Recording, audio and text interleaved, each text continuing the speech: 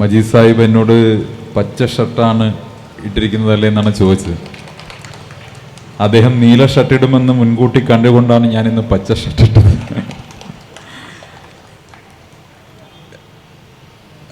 പ്രിയപ്പെട്ടവരെ, ഇന്ന് യൂത്ത് ലീഗിൻ്റെ 3 പരിപാടികളിലാണ് ഞാൻ സംസാരിക്കേണ്ടത്. ഒന്ന്, പ്രിയപ്പെട്ട PK ഫിറോസിൻ്റെ കുന്നമംഗലത്തായിരുന്നു നേരത്തെ പരിപാടി. ഇത് കഴിഞ്ഞാൽ കുഞ്ഞാലിക്കുട്ടി സാഹിബ് വിളിച്ച ഒരു പരിപാടി കൂടിയുണ്ട് അദ്ദേഹത്തിൻ്റെ മണ്ഡലത്തിൽ, അങ്ങോട്ട് കൂടി പോകേണ്ടതുണ്ട്. യൂത്ത് ലീഗിനെ കുറിച്ച് പറയുമ്പോൾ ഒരുപക്ഷെ രാഷ്ട്രീയമായിട്ട് എതിർപക്ഷത്ത് നിൽക്കുമ്പോഴും ഒരു യുവജന സംഘടന എപ്രകാരമായിരിക്കണം പ്രവർത്തിക്കേണ്ടതെന്ന് സംബന്ധിച്ച് ഒരു രാഷ്ട്രീയ വിദ്യാർത്ഥി എന്നുള്ള നിലയ്ക്ക് വിശകലനം ചെയ്യുമ്പോൾ മാതൃപ്രസ്ഥാനത്തോട് തികഞ്ഞ വിധേയത്വം പുലർത്തുകയും അച്ചടക്ക ബോധത്തോടു കൂടിയും സംഘശക്തിയോടും കൂടി പ്രവർത്തിക്കുകയും ചെയ്യുന്ന അതേ സമയത്ത് തന്നെ വൈചാരികമായി സംഘടനയുടെ യുവത്വത്തിൻ്റെ ആ വ്യക്തിത്വം കാത്തു സൂക്ഷിക്കുകയും ആശയങ്ങളിലും ഉയർത്തുന്ന മുദ്രാവാക്യങ്ങളിലും കാലവും യുവത്വവും ആഗ്രഹിക്കുന്ന എല്ലാ കാര്യങ്ങളും ഉൾപ്പെടുത്തുകയും എന്നാൽ ഒരിക്കൽ പോലും ധാർമ്മിക മൂല്യങ്ങളിൽ നിന്ന് വ്യതിചലിക്കാതെ കൃത്യമായ രാഷ്ട്രീയം പറഞ്ഞുകൊണ്ട് ആ രാഷ്ട്രീയത്തെ, യൂത്ത് ലീഗ് പറയുന്ന രാഷ്ട്രീയത്തെ കേരളത്തിൻ്റെ രാഷ്ട്രീയ അജണ്ടയാക്കി പരിവർത്തനപ്പെടുത്താനും കഴിഞ്ഞിട്ടുള്ള അസാമാന്യമായ ഒരു യുവജന സംഘടനയാണ് യൂത്ത് ലീഗ് എന്ന് രാഷ്ട്രീയമായി എതിർപക്ഷത്തുള്ളപ്പോൾ പോലും ഞാൻ മനസ്സിലാക്കിയിട്ടുണ്ട്. യുവജന സംഘടനകളെ പൊതുവെ പൊളിറ്റിക്കൽ സ്കൂളുകളായിട്ടാണ് നമുക്ക് വിലയിരുത്താൻ സാധിക്കുക.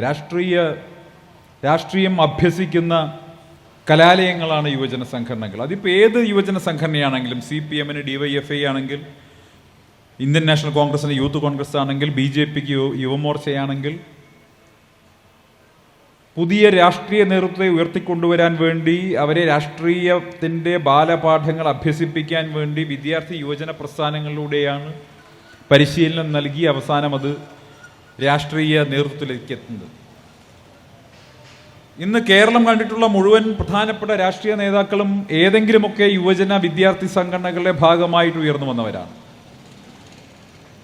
അങ്ങനെ ഒരു യുവജന സംഘടനയെ പൊളിറ്റിക്കൽ സ്കൂൾ എന്ന് വിളിക്കാമെങ്കിൽ ഇന്ത്യയിലെ എണ്ണം പറഞ്ഞ പൊളിറ്റിക്കൽ സ്കൂളാണ് യൂത്ത് ലീഗ് എന്ന് ഞാൻ അടിവരയിട്ട് പറയാൻ ആഗ്രഹിക്കുക. കാരണം യൂത്ത് ലീഗ് സംഭാവന ചെയ്ത നേതാക്കളിൽ നിന്ന് ഈ കേരളം ഇന്ന് കാണുന്ന കേരളമാക്കി പരിവർത്തനപ്പെടുത്തിയതിൽ നിർണായകമായ നിയാമകമായ പങ്കുവഹിച്ചിട്ടുള്ള എണ്ണം പറഞ്ഞ മുസ്ലിം ലീഗ് നേതാക്കന്മാരെ സംഭാവന ചെയ്യാൻ സാധിച്ചിട്ടുള്ള ഒരു സംഘടനയാണ് യൂത്ത് ലീഗ്. മുസ്ലിം ലീഗിൻ്റെ യുവജന സംഘടനയായി പ്രവർത്തിക്കുമ്പോഴും ഞാൻ നേരത്തെ സൂചിപ്പിച്ചതുപോലെ കാലഘട്ടവും യുവജനതയും ആവശ്യപ്പെടുന്നത് പോലെയുള്ള മുദ്രാവാക്യങ്ങൾ മുന്നോട്ട് വയ്ക്കാൻ, ആ മുദ്രാവാക്യങ്ങളെ കേരളത്തിൻ്റെ മുദ്രാവാക്യമാക്കി ഏറ്റെടുപ്പിക്കാൻ അനിതര സാധാരണമായിട്ടുള്ള ഒരു കഴിവ് യൂത്ത് ലീഗിന് എല്ലാ കാലത്തും ഉണ്ടായിട്ടുണ്ട്. പക്ഷേ അതോടൊപ്പം തന്നെ കാലഘട്ടവും ആധുനികതയും ഇങ്ങനെ കുതിച്ചുപായുന്ന കാലത്തും മുസ്ലിം ലീഗിൻ്റെ സമാരാധ്യരായ നേതൃത്വം, ശീർഷമായ നേതൃത്വം പാണക്കാട് കൊടപ്പനക്കൽ തറവാട്ടിൽ നിന്ന് മുന്നോട്ട് വച്ചിട്ടുള്ള ധാർമ്മിക മൂല്യത്തിൽ ഊന്നി നിന്നുകൊണ്ടുള്ള രാഷ്ട്രീയം, അതും ഉയർത്തിപ്പിടിക്കാൻ യൂത്ത് ലീഗിന് കഴിഞ്ഞിട്ടുണ്ട് എന്നുള്ളതാണ് പ്രസക്തമായിട്ടുള്ള കാര്യം. അതുകൊണ്ട് തന്നെ യൂത്ത് ലീഗിൻ്റെ സമ്മേളനങ്ങളിൽ പങ്കെടുക്കാൻ സാധിക്കുക എന്നുള്ളത് ഒരു മികച്ച രാഷ്ട്രീയ അനുഭവമായിട്ടാണ് രാഷ്ട്രീയ വിദ്യാർത്ഥി എന്നുള്ളതിലേക്ക് ഞാൻ വിലയിരുത്തുന്നത്. മറ്റൊന്നുകൂടിയുണ്ട്, ഞാൻ കോൺഗ്രസിൻ്റെ ഭാഗമായി മാറിയപ്പോൾ എല്ലാവരും രാഷ്ട്രീയമായിട്ടാണ് എന്നെ സ്വാഗതം ചെയ്തത്. രാഷ്ട്രീയമായിട്ടുള്ള സ്വാഗതം ചെയ്യലായിരുന്നു. പക്ഷെ ഒരേ ഒരാൾ മാത്രമാണ് വെൽക്കം ബ്രോ എന്ന് സ്വാഗതം ചെയ്തത്. സ്വാഗതം സഹോദര, കൂടപ്പിറപ്പേ എന്ന് സ്വാഗതം ചെയ്ത ആ മനുഷ്യൻ്റെ പേര് പാണക്കാട് മുനവ്വർ അലി തങ്ങൾ എന്നാണ്.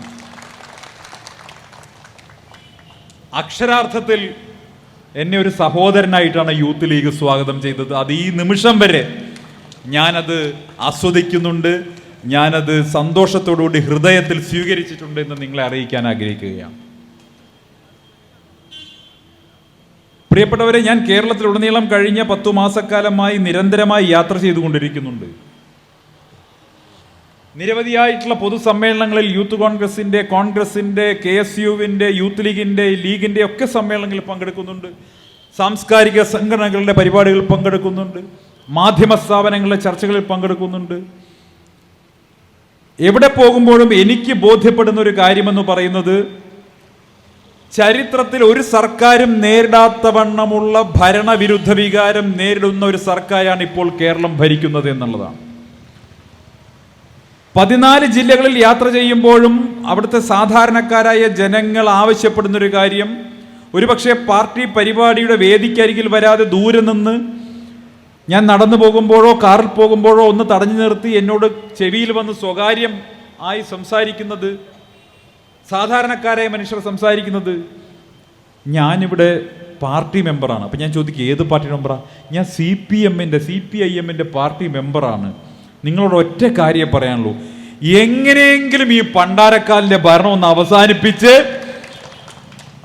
നിങ്ങളൊന്ന് അധികാരത്തിൽ വരണം. വേറൊന്നും കൊണ്ടല്ല, ഇത് ഇങ്ങനെ തുടർന്നു പോയാൽ ഞങ്ങളുടെ പാർട്ടി ബാക്കി ഉണ്ടാവില്ല എന്നാണ് സഖാക്കൾ പോലും പറയുന്നത്. ഈ പിണറായി വിജയന്റെ ഭരണം ഇങ്ങനെ തുടർന്നു പോയാൽ ഞങ്ങളുടെ പാർട്ടി ബാക്കി ഉണ്ടാവില്ല എന്ന് സാധാരണ സഖാക്കൾ പോലും സമ്മതിക്കുന്ന ഒരു കാലഘട്ടമാണ് ഇന്ന് കേരളത്തിലുള്ളത്. 10 വർഷക്കാലമായി ഈ കേരളത്തെ കട്ടുമുടിച്ച് എല്ലാ അർത്ഥത്തിലും പിറകോട്ടടിച്ച് ഒരുപക്ഷെ ലോകത്തെ മറ്റേത് വികസിത രാജ്യത്തോളം കിടപിടിക്കാവുന്ന അന്തരീക്ഷത്തിലേക്ക് കേരളത്തെ കൈപിടിച്ചുയർത്താമായിരുന്ന ഒരു കാലഘട്ടത്തിൽ കേരളത്തെ പതിറ്റാണ്ടുകളോളം പുറകോട്ട് തള്ളിമാറ്റിയ ഒരു സർക്കാരാണ് കേരളം ഭരിക്കുന്നത്. സാധാരണക്കാരായ പാവപ്പെട്ടവർക്കുള്ള ക്ഷേമ പെൻഷൻ പോലും 18 മാസക്കാലം മുടക്കിയ ഒരു സർക്കാർ. സ്കൂൾ കുട്ടികൾക്കുള്ള ഉച്ചസദ്യ, ആ ഉച്ചക്കഞ്ഞി ഉച്ചസദ്യയാക്കി മാറ്റിയത് ഉമ്മൻചാണ്ടി സർക്കാരായിരുന്നെങ്കിൽ LDF സർക്കാർ അധികാരത്തിൽ വന്നതിന് ശേഷം ഉച്ചസദ്യയുടെ മെനു മാത്രമാണ് കൊടുക്കുന്നത്. പണം ഹെഡ് മാസ്റ്റർമാർ നാട്ടിൽ നിന്ന് പിരിച്ചു കൊടുക്കണം.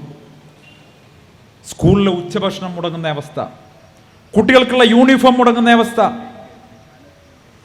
കേരളത്തിലെ ആരോഗ്യരംഗം മുഴുവൻ തകർന്ന് തരിപ്പണമായി വീണിരിക്കുന്നു. മെഡിക്കൽ കോളേജുകൾ തകർന്നടിഞ്ഞു വീഴുന്നു. അതിനിടയിൽപ്പെട്ട് പാവപ്പെട്ട രോഗികൾ പടഞ്ഞു മരിക്കുന്ന സാഹചര്യം. സർജറി ചെയ്യാൻ വേണ്ട ആവശ്യമായ നൂലോ മരുന്നോ ലഭ്യമല്ല എന്ന് തിരുവനന്തപുരം മെഡിക്കൽ കോളേജിലെ ന്യൂറോളജി വിഭാഗം മേധാവി തന്നെ സാമൂഹ്യ മാധ്യമങ്ങളിലൂടെ വെളിപ്പെടുത്തിയിട്ടുള്ള ഒരു സാഹചര്യം. വിദ്യാഭ്യാസ രംഗം കേരളം ഒരു കാലത്ത് അഹങ്കരിച്ചിരുന്നെങ്കിൽ ഇന്ന് ഉന്നത വിദ്യാഭ്യാസ രംഗം തകർന്ന് തരിപ്പണമായിരിക്കുന്നു ഇവരുടെ ഇടപെടലുകൾ കാരണം. കേരളത്തിലെ സർവകലാശാലകൾ എന്ന് പറയുന്നത് ഇന്ന് സംഘപരിവാറിന്റെ കേന്ദ്രങ്ങളായി മാറിയിരിക്കുന്നു. അങ്ങനെ സമസ്ത മേഖലകളിലും കേരളം പതിറ്റാണ്ടുകളോളം പുറകോട്ടടിച്ചിട്ടുള്ള 10 വർഷക്കാലത്തെ പിണറായി വിജയന്റെ ദുരന്ത ഭരണത്തിൽ നിന്നൊരു മോചനം തരണമേ എന്ന് കേരളത്തിലെ ജനങ്ങൾ UDFിനോട് അഭ്യർത്ഥിച്ചുകൊണ്ടിരിക്കുന്ന ഒരു കാലമാണ്. അതുകൊണ്ട് തന്നെ പ്രിയപ്പെട്ട യൂത്ത് ലീഗ് പ്രവർത്തകർക്കും യൂത്ത് കോൺഗ്രസ് പ്രവർത്തകർക്കും ഒക്കെ ഈ കേരളത്തോടൊരു ബാധ്യതയുണ്ട്. 4 കോടി മലയാളികളോടൊരു ബാധ്യതയുണ്ട്. ആ ബാധ്യത എന്ന് പറയുന്നത് പിണറായി വിജയന്റെ ഈ ദുർഭരണത്തെ അവസാനിപ്പിച്ച് UDFിന്റെ ഭരണത്തെ തിരിച്ചു കൊണ്ടുവരിക എന്നുള്ള ബാധ്യതയാണ്. അതിനുവേണ്ടി പ്രവർത്തിക്കുക എന്നുള്ള ബാധ്യതയാണ്. ഞാൻ ഏറെ ദീർഘിപ്പിക്കാൻ ആഗ്രഹിക്കുന്നില്ല. ഞാൻ നേരത്തെ സൂചിപ്പിച്ചു, സമസ്ത മേഖലകളിലും സമ്പൂർണമായി പരാജയപ്പെട്ട ഒരു സർക്കാർ. ഇതുപോലെ ഒരു സർക്കാർ മുൻപുണ്ടായിട്ടില്ല. സർക്കാർ ജീവനക്കാരുടെ 19% DA കുടിശ്ശികയാണ് കിട്ടാൻ ബാക്കിയുള്ളത്. ഈ പൊതുയോഗത്തിനൊക്കെ കാവൽ വന്ന് നിൽക്കുന്ന പോലീസുകാരുണ്ടല്ലോ, ആ പാവങ്ങൾക്ക് 19% DA കുടിശ്ശിക കിട്ടാൻ ബാക്കിയാണ്. അതിന്റെ ദേഷ്യം അവരാരോടാ തീർക്കുന്നത്? പിണറായി വിജയൻ DA കുടിശ്ശിക കൊടുക്കാൻ ബാക്കിയുള്ളതിന്റെ ദേഷ്യം മുഴുവൻ യൂത്ത് കോൺഗ്രസ്സുകാരന്റെ മുതുകിന്റെ പുറത്താണ് തീർക്കുന്നത്, ലോക്കപ്പിൽ കൊണ്ടുപോയി ഇടിച്ചിട്ട്. അതുകൊണ്ട് തന്നെ ഈ സർക്കാർ പുറത്തു പോയേ പറ്റൂ. മറ്റൊരു പ്രധാനപ്പെട്ട കാര്യം കൂടിയുണ്ട്. എന്താ നോക്കൂ, വാസ്തവത്തിൽ ഭരിക്കുന്നത് ഇടതുപക്ഷ ജനാധിപത്യ മുന്നണിയുടെ സർക്കാരാണെങ്കിലും ഈ സർക്കാരിന്റെ നയങ്ങളും പരിപാടികളും ഏത് പരിപാടി എപ്പോ ആരെന്ത് ചെയ്യണമെന്ന് തീരുമാനിക്കുന്നത് AKG സെന്ററിൽ നിന്നോ അതല്ലെങ്കിൽ പിണറായി വിജയനോ അല്ല. പിണറായി വിജയൻ ഇന്നൊരു നെയിം സേക്ക് ചീഫ് മിനിസ്റ്റർ മാത്രമാണ്, പേരിന് വേണ്ടിയിട്ടുള്ള ഒരു മുഖ്യമന്ത്രി. വാസ്തവത്തിൽ കേരളം ഭരിക്കുന്നത് ആരാ? വാസ്തവത്തിൽ കേരളം ഭരിക്കുന്ന കേരളത്തിന്റെ മുഖ്യമന്ത്രിയുടെ പേര് അമിത്ഷാ എന്നാണ്. BJPക്ക് വേണ്ടി നടത്തുന്ന ഭരണം, RSSന് വേണ്ടി നടത്തുന്ന ഭരണം. ഇത്രത്തോളം BJPയുമായി ചേർന്ന് നിന്ന് പോയിട്ടുള്ള RSSുമായി സന്ധി ചെയ്തിട്ടുള്ള മറ്റൊരു പാർട്ടി NDA മുന്നണിയിൽ പോലും ഉണ്ടാവില്ല. BJPക്ക് ഏറ്റവും വിശ്വസിക്കാവുന്ന സഖ്യകക്ഷിയായി, മുന്നണിയിലില്ലെങ്കിലും വിശ്വസിക്കാവുന്ന സഖ്യകക്ഷിയായി CPM മാറിയ കാലമാണ്. ഞാൻ എൻ്റെ വാക്കുകൾ ശ്രവിക്കുന്ന പ്രിയപ്പെട്ട CPM പ്രവർത്തകരോട്, സഖാക്കളോട്, നല്ല സഖാക്കളോട് ചോദിക്കാൻ ആഗ്രഹിക്കുക.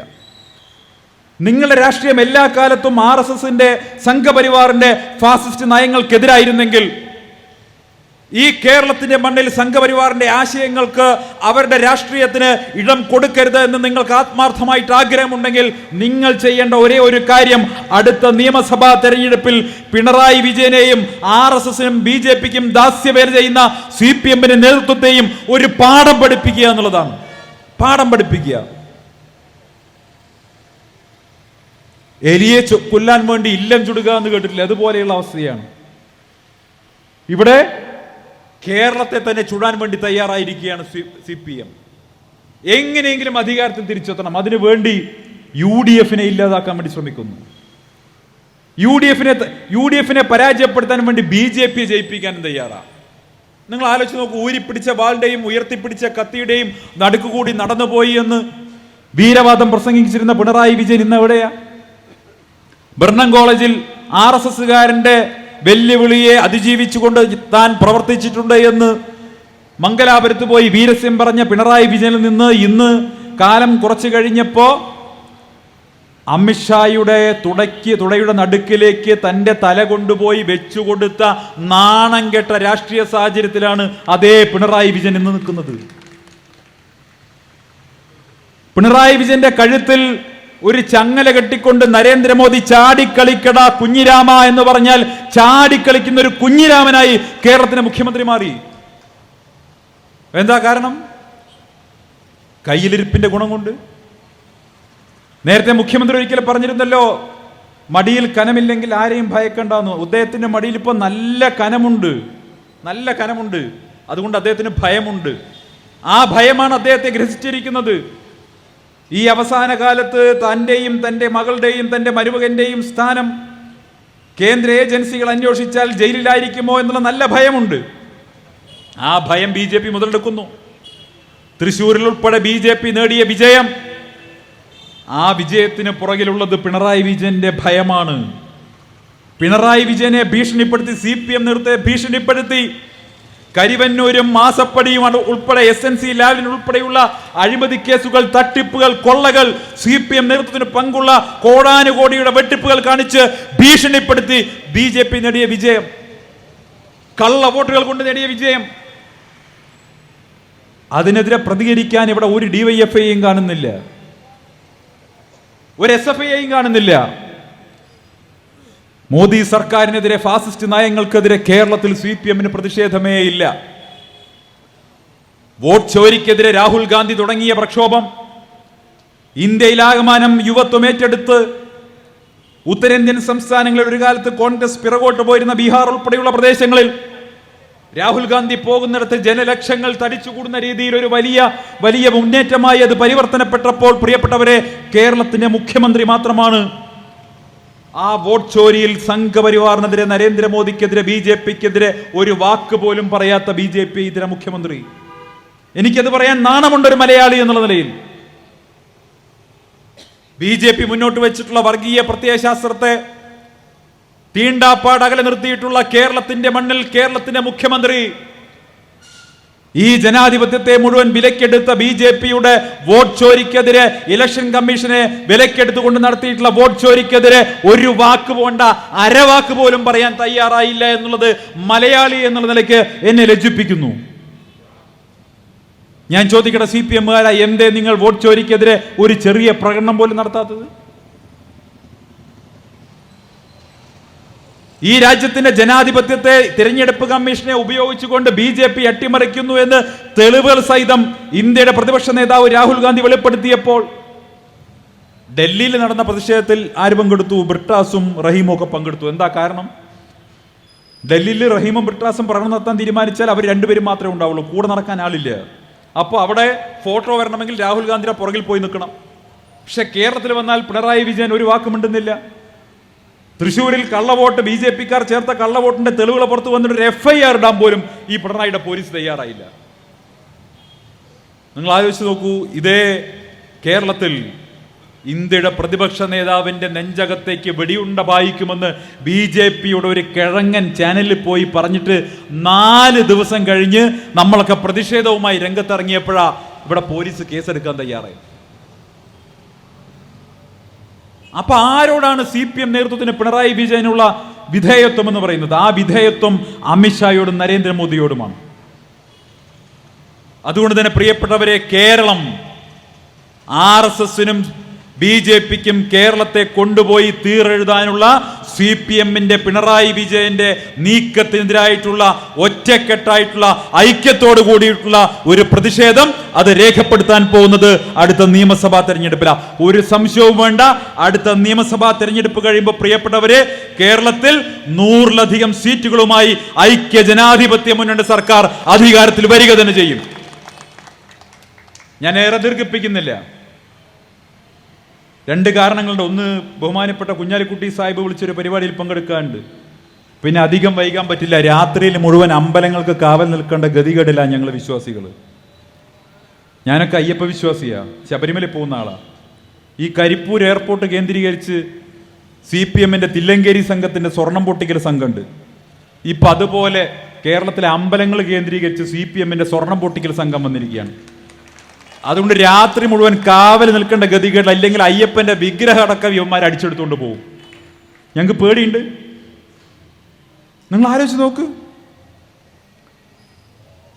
ഈ കേരളത്തിലുടനീളം ലക്ഷക്കണക്കിന് വരുന്ന, കോടിക്കണക്കിന് വരുന്ന അയ്യപ്പ ഭക്തരുടെ ഹൃദയ വികാരങ്ങളെ ചവിട്ടി മെതിച്ചുകൊണ്ട് ശബരിമലയിൽ ആചാരലംഘനം നടത്താൻ വേണ്ടി, യുവതീ പ്രവേശനം നടത്താൻ വേണ്ടി DYFIക്കാരികളെ പോലീസിന്റെ സഹായത്തോടു കൂടി അങ്ങോട്ട് കയറ്റിവിട്ട പിണറായി വിജയൻ, തന്ത്രി കുടുംബത്തെ കേരളത്തിലുടനീളം നടന്നു പുലഭ്യം പറഞ്ഞ പിണറായി വിജയൻ, ശബരിമലയിലെ ആചാരം എന്ത് വില കൊടുത്തും തകർക്കുമെന്ന് പ്രഖ്യാപിച്ച പിണറായി വിജയൻ ഇപ്പോ വലിയ അയ്യപ്പ ഭക്തൻ കളിക്കുകയാണ്.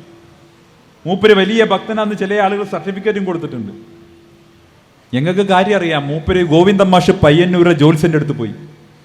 പയ്യന്നൂരിലെ ജോത്സ്യൻ പറഞ്ഞു, വലിയ അയ്യപ്പ കോപമുണ്ട്, അതുകൊണ്ട് ചില പരിഹാരങ്ങൾ ചെയ്യണം. ആ പരിഹാരങ്ങളുടെ ഭാഗമായിട്ടാണ് അയ്യപ്പ സംഗമം, അതുപോലെയുള്ള പരിപാടികൾ. അപ്പൊ അയ്യപ്പന്റെ കോപം തീർക്കാൻ വേണ്ടിയിട്ടാണ് പിണറായി വിജയൻ അയ്യപ്പ സംഗമം നടത്തിയത്. പക്ഷെ നിങ്ങൾക്കൊരു കാര്യം അറിയോ? ഇനിയിപ്പോൾ അയ്യപ്പ സംഗമല്ല, അതിലപ്പുറം നടത്തി കഴിഞ്ഞാലും യഥാർത്ഥ അയ്യപ്പ വിശ്വാസികൾ പിണറായി വിജയനെ വിശ്വസിക്കാൻ പോകുന്നില്ല. കാരണം എന്താ? ഹിന്ദുക്കളുടെ മുനാഫിക്കാണ് പിണറായി വിജയൻ. ആലോചിച്ച് നോക്ക്, മുദ്രാവാക്യം വിളിക്കുന്ന പോലെ സ്വാമിയെ അയ്യപ്പോ സ്റ്റേജിൽ നിന്നിട്ട്. ഈ DYFIക്കാരൻ എന്ത് ശബരിമല, CPMമാരൻ എന്ത് ശബരിമല വെച്ചിരിക്കുന്നത്, പിണറായി വിജയൻ എന്ത് ശബരിമല, ചാത്തപ്പൻ എന്ത് മഷറിയാന്ന് അല്ലേ? ഞങ്ങളുടെ നാട്ടിൽ കെട്ടുന്നറ, പണ്ട് DYFIക്കാരൻ കെട്ടുന്നിറക്കിയാണ്. ഓൻ ശബരിമലയ്ക്ക് ആദ്യമായിട്ട് പോവാ. അപ്പൊ ഗുരുസ്വാമി ഇങ്ങനെ വിളിച്ചു കൊടുക്കും, നെയ്ത്തേങ്ങയ്ക്ക് ഇങ്ങനെ നെയ്യ് നിറയ്ക്കുമ്പോൾ, ഇപ്പൊ പോയാൽ അപ്പൊ സ്വാമിയെ കാണാം, സ്വാമിയെ കണ്ടാൽ മോശം കിട്ടും, മോശം കിട്ടിയാൽ പാപം തീരും, അത്രയാണ് അത് വിളിക്കേണ്ടത്. അപ്പോൾ ഗുരുസ്വാമി വിളിച്ചെടുത്തു, ഇപ്പൊ പോയാൽ സ്വാമിയെ കാണാം. DYFIക്കാരൻ്റെ മുദ്രാവാക്യത്തിന്റെ ശരി അവന് ഇഷ്ടപ്പെട്ടു. ഇപ്പൊ പോയാൽ സ്വാമിയെ കാണാം, സ്വാമിയെ കണ്ടാൽ മോശം കിട്ടും, മോശം കിട്ടിയാൽ പാപം തീരും. ഓനെ നിർത്തിയില്ല അവിടെ. അപ്പൊ ആവേശം കൊണ്ടോ ചോദിച്ചു, പാപം തീർന്നാന്ന് ചോദിച്ചു. അപ്പൊ സത്യത്തിൽ അതുവരെ ഉള്ളൂ. ഗുരുസ്വാമിക്ക് ദേഷ്യം വന്നു, കെട്ടുനിറ കഴിഞ്ഞാൽ എണീറ്റ് പോടാവുന്നു. ഇത്രേ വിവരമുള്ളൂ. അതുകൊണ്ട് തന്നെ ശബരിമലയെ തകർക്കാൻ നോക്കിയ പിണറായി വിജയനെ പോലെയുള്ള CPM നേതൃത്വത്തെ കേരളത്തിലെ ഹൈന്ദവ വിശ്വാസികൾ വിശ്വസിക്കാൻ പോകുന്നില്ല. അത് മാത്രമല്ല, മതേതര വിശ്വാസികളും വിശ്വസിക്കാൻ പോകുന്നില്ല. നിങ്ങൾക്ക് ഓർമ്മയില്ലേ, വനിതാ മതിൽ പിടിച്ചല്ലോ അവിടെ. ആ ശബരിമല സമരകാലത്ത് കേരളത്തിൽ അയ്യപ്പ ഭക്തർ തെരുവിലിറങ്ങിയ സമയത്ത് പ്രിയപ്പെട്ടവരെ, എനിക്ക് അഭിമാനത്തോടെ പറയാൻ പറ്റും, ശബരിമലയിൽ അതിനു മുൻപ് സുപ്രീം കോടതിയിൽ കേസ് വന്ന സമയത്ത് ശബരിമലയിൽ ആചാരം സംരക്ഷിക്കപ്പെടണമെന്ന് ആവശ്യപ്പെട്ടുകൊണ്ട് അഫിഡവിറ്റ് കൊടുത്തത് ക്രൈസ്തവനായിരുന്ന മുഖ്യമന്ത്രിയായിരുന്ന ഉമ്മൻചാണ്ടി സാറായിരുന്നു. ശബരിമലയിൽ ഭക്തർ മർദ്ദനമേറ്റുവാങ്ങിയപ്പോൾ പ്രിയപ്പെട്ടവരെ ഓടിയെത്തി പിന്തുണ പ്രഖ്യാപിച്ച സംഘടനയുടെ പേര് ഇന്ത്യൻ യൂണിയൻ മുസ്ലിം ലീഗ് എന്നായിരുന്നു. അന്ന് അതിനെ തകർക്കാൻ നടന്നവരാ CPM-മാർ. നിങ്ങൾക്ക് ഓർമ്മയില്ലേ, വനിതാ മതിൽ പിടിക്കുന്ന സമയത്ത് കുറെ സഖാത്തിമാരെ പർദ്ദയും ധരിപ്പിച്ച് കൊണ്ടുവന്ന് നിർത്തി. എന്തിനാ? ഇത് ഹിന്ദു മുസ്ലിം സംഘർഷമാക്കി മാറ്റാൻ. ആലോചിച്ച് നോക്കി, എവിടെ ബുദ്ധി പോകുന്ന പോക്ക്. മറ്റേ മാഷാള്ള സ്റ്റിക്കർ ഒട്ടിച്ചത് പോലെയാണ്. പക്ഷെ കേരളത്തിലെ ജനങ്ങൾ, യഥാർത്ഥ ദൈവവിശ്വാസികൾ ഒന്നടങ്കം പറഞ്ഞു, അല്ലേ? എന്താണ് മതം പഠിപ്പിച്ചിട്ടുള്ളത്? സഹോദര സമുദായത്തിന്റെ അവന്റെ വിശ്വാസത്തെയും ബഹുമാനിക്കാനാണ് എല്ലാവരും പഠിച്ചിട്ടുള്ളത്.